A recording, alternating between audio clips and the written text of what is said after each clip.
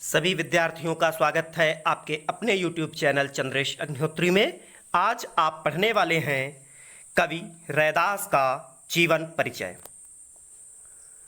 कवि रैदास के जीवन से संबंधित कुछ प्रमुख बातें। जन्म 14वीं शताब्दी के मध्य से 15वीं शताब्दी का उत्तरार्ध। इनकी मृत्यु संवत 1597 विक्रमी। माता का नाम भगवती, पिता का नाम मानदास और इनकी एक रचना रैदास की वाणी। आइए देखते हैं विस्तार से इनका जीवन परिचय। भक्तिकालीन कवियों में संत रैदास का महत्वपूर्ण स्थान है, किंतु सटीक साक्ष्यों के अभाव में आज भी इनका जीवन अंधकारपूर्ण है। रैदास की अनेक कृतियों में उनके अनेक नाम देखने को मिलते हैं। देश के विभिन्न भागों में उनके ऐसे अनेक नाम प्रचलित हैं जिनमें उच्चारण की दृष्टि से बहुत थोड़ा अंतर है। रैदास, रविदास आधुनिक नाम, रैदास और रदास, रैदास आदि इनके नाम हैं। उच्चारण की भिन्नता को ही प्रकट करते हैं, इसलिए लोक प्रचलन और सुविधा की दृष्टि से उनका मूल नाम रैदास ही स्वीकार किया जाता है। भक्तमाल रचना में कहा गया है कि रैदास रामानंद के शिष्य थे। स्वतः रैदास की वाणी में भी ऐसे उद्धरण उपलब्ध हैं जहां उन्होंने स्वामी रामानंद को अपना गुरु स्वीकार किया है। रामानंद मोहि गुरु मिल्यो, पायो ब्रह्म विसास, रसनामयमी रस पियो, रैदास ही भयो पलास। ऐसा उनकी रचना में भी प्राप्त होता है। रामानंद का समय 14वीं शताब्दी के मध्य से 15वीं शताब्दी के उत्तरार्ध तक माना जाता है, किंतु इसकी विरोधी धारणा यह भी प्रचलित है कि रैदास मीरा के गुरु थे।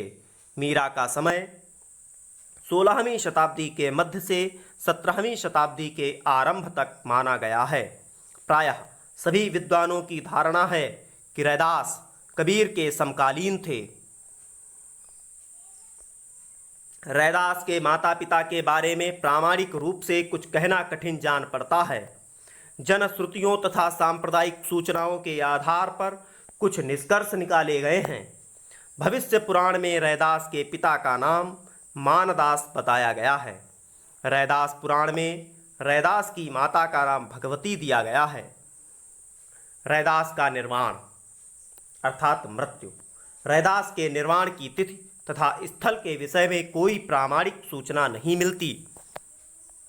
चित्तौड़ के रविदासी भक्तों का कथन है कि चित्तौड़ में कुंभन श्याम के मंदिर के निकट जो रविदास की छतरी बनी हुई है वही उनके निर्वाण का स्थल है।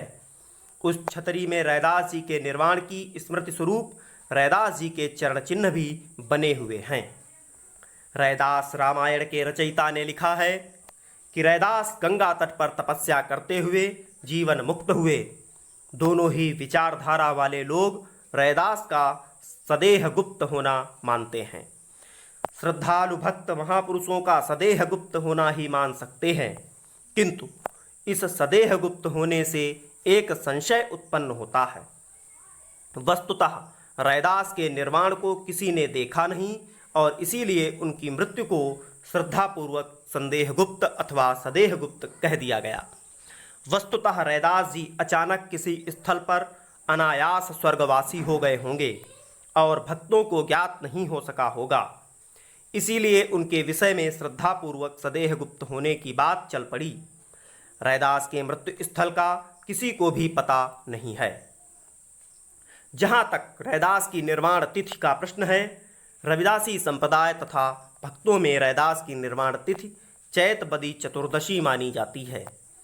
किसी अन्य प्रमाण के अभाव में हम भी इसी तिथि को रैदास की निर्वाण तिथि मान सकते हैं। जहाँ तक रैदास के निर्वाण के वर्ष का प्रश्न है, कुछ विद्वानों ने रैदास का मृत्यु वर्ष संवत 1597 माना। मीरा स्मृति ग्रंथ में उनका मृत्यु वर्ष संवत 1576 माना गया है। रैदास की जन्मतिथि को देखते हुए इनमें से कोई भी वर्ष असंगत ज्ञात नहीं होता। हाँ, यह बात अवश्य है कि रैदास के निर्वाण के संबंध में इन वर्षों को मानने वाले श्रद्धालु भक्तों ने उनकी आयु 130 वर्ष तक मानकर उनको कबीर से भी ज्येष्ठ सिद्ध करने की चेष्टा अवश्य की है। रैदास की रचनाओं में आदि ग्रंथ में उपलब्ध रैदास की वाणी ये बेल्वेडियर प्रेस के द्वारा प्रकाशित की गई। इनकी भाषा शैली वस्तुतः तत्कालीन उत्तर भारत की सामान्य जनता के प्रतिग्राह्य भाषा बनकर राष्ट्रीय एक सूत्रता की भाषा बन गई थी। इनकी भाषा में अवधी एवं ब्रज के शब्दों का सर्वाधिक प्रयोग हुआ है।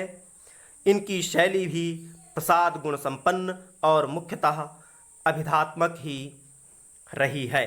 रैदास के काव्य में भावातिरेक की मात्रा अधिक थी, अतः उनकी रचनाओं में उस अतिरेक को प्रकट करने के लिए प्रतीकात्मक लाक्षणिक शैली अनेक स्थलों पर सहायक सिद्ध हुई है। बहुत बहुत धन्यवाद आप सभी विद्यार्थियों का रैदास का जीवन परिचय देखने के लिए। आप सभी से निवेदन है कि आप अपने इस YouTube चैनल को सब्सक्राइब अवश्य कर लें, साथ ही साथ अपने सभी मित्रों को शेयर भी करें। हम अगले वीडियो में रैदास के द्वारा रचित पाठ के संदर्भ प्रसंग व्याख्या के साथ उपस्थित होंगे। तब तक के लिए धन्यवाद। जय हिंद।